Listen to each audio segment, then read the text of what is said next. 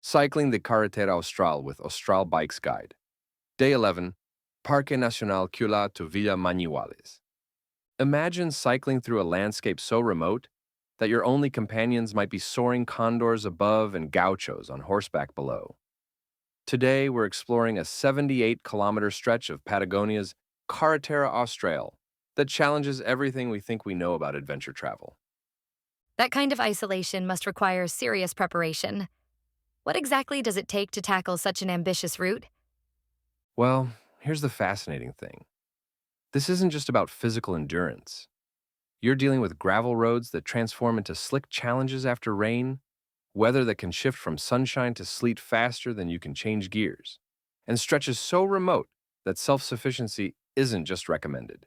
It's absolutely essential. The way the terrain changes throughout the journey sounds incredible, from dense forest to those wide glacial valleys. It's like cycling through different worlds. That's exactly what makes this route so unique.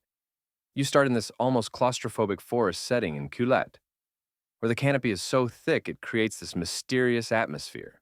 Then, boom, you emerge into these massive valleys, where braided rivers snake through the landscape like silver ribbons. And those Andean condors you mentioned, with wingspans reaching up to 3 meters, must create quite a spectacle against those snow-capped peaks. Oh man, it's surreal. You're pedaling along the Rio Cisnes Valley, and these massive birds are riding thermal currents overhead, while traditional gauchos work below. It's like cycling through two different centuries simultaneously. Speaking of survival, that Campamento Piedra del Gato seems like a crucial milestone. What makes it so special? Well, imagine you've been cycling for hours through this wild terrain, and suddenly you come across this suspension bridge spanning a deep canyon. The campamento isn't just a water refill point, it's this perfect halfway marker that tells you, hey, you've made it this far, you can definitely finish this. The contrast between the isolation of the route and arriving in Villa Mañihuales must be pretty striking. You know what's interesting about that? After 78 kilometers of pure wilderness, even the most basic amenities in Manuales feel luxurious. We're talking about a town with just a couple of small stores and simple accommodations, but cyclists often describe arriving there like they've discovered an oasis. That reminds me. Let's talk about that clever backpack transfer service. It seems like such a game changer for this kind of adventure. Hmm, it really is. Austral Bikes figured out that by allowing cyclists to send their heavy gear ahead to Coyhaique or Villa O'Higgins, they could make this challenging route accessible to more than just ultra-endurance athletes.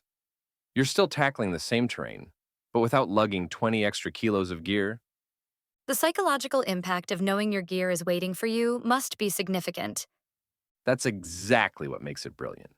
You can focus entirely on the journey, the way the morning mist rises from the valleys, the sound of your tires on gravel, the sight of a condor banking through mountain passes. It's about being present in the moment, rather than worrying about your heavy pack. So, what would you say is the biggest challenge on this route? The terrain, the isolation, or the weather? Well, it's actually the combination of all three that makes this route so demanding. You need to be ready for rapid weather changes while navigating technical terrain, all while maintaining enough awareness to ration your supplies. But you know what? That's precisely what makes reaching Villa Mañihuales such an achievement. The way this journey combines natural beauty, physical challenge, and cultural encounters really sets it apart from typical adventure travel. And that's really the heart of it. This isn't just about covering distance or conquering terrain. It's about experiencing a part of the world where nature still calls the shots, where traditional ways of life persist, and where every kilometer earned tells its own story. When you finally roll into Villa Mañihuales, you're not just arriving at a destination, you're completing a chapter in your own adventure narrative.